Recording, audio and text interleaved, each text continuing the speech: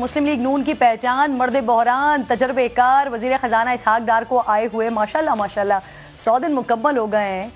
ان 100 دنوں میں وہ کیا بہترین کارکردگی دکھا سکے ہیں اور ان 100 دنوں میں انہیں کیا کیا فائدے ہوئے ہیں، یہ آج کچھ فیکٹس آپ کے سامنے رکھنے لگی ہوں۔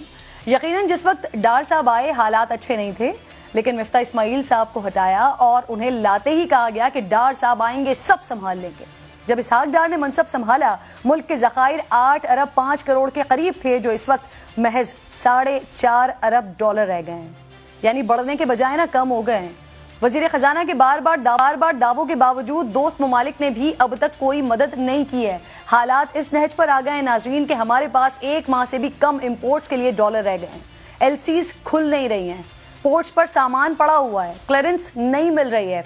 ڈار صاحب آئے تو ڈالر 230 روپے کا تھا، انہوں نے دعویٰ کیا کہ وہ ڈالر کو 180 پر لائیں گے، لیکن حالات یہ ہیں کہ اس وقت انٹر بینک میں 227 کا ریٹ ہے، لیکن اوپن اور انٹر بینک میں فرق تقریباً یہ 30 روپے سے زیادہ کا ہو چکا ہے۔ ایکسپورٹس بڑھنے کے بجائے 100 دنوں میں 15% کم ہو چکی ہے، مہنگائی کی شرح کم ہونے کے بجائے بڑھ گئی ہے۔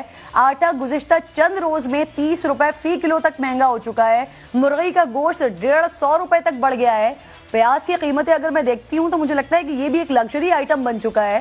ڈار صاحب بگڑتی معاشی صورتحال میں عوام کو کوئی فائدہ تو نہیں پہنچا سکے ہیں، لیکن ان 100 دنوں میں انہیں بڑے فائدے ملے ہیں۔ وہ وزیر اعظم کے جہاز سے گئے تھے اور وزیر اعظم کے جہاز میں ہی واپس آ گئے ہیں۔ وہ بطور وزیر خزانہ اس ملک کو چھوڑ کر گئے تھے اور بطور نامزد وزیر خزانہ ہی اس ملک میں واپس آئے ہیں۔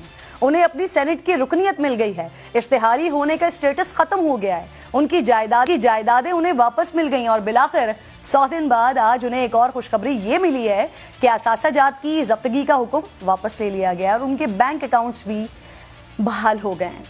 کہا جا سکتا ہے ناظرین کہ ان 100 دنوں میں ملکی معیشت کی ڈائریکشن متعین ہو سکی، نہ عوام کو کوئی خاص ریلیف مل سکا، البتہ ان 100 دنوں میں ڈار صاحب کے معاملات ضرور ہیں۔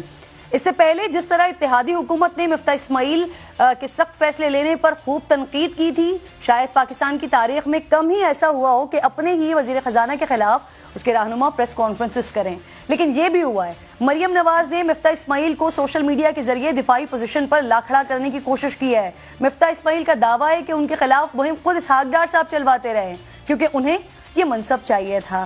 اب ڈار صاحب نے فائدے اٹھائے، حالانکہ لایا گیا تھا ان کو عوام کو فائدہ پہنچانے کے لیے۔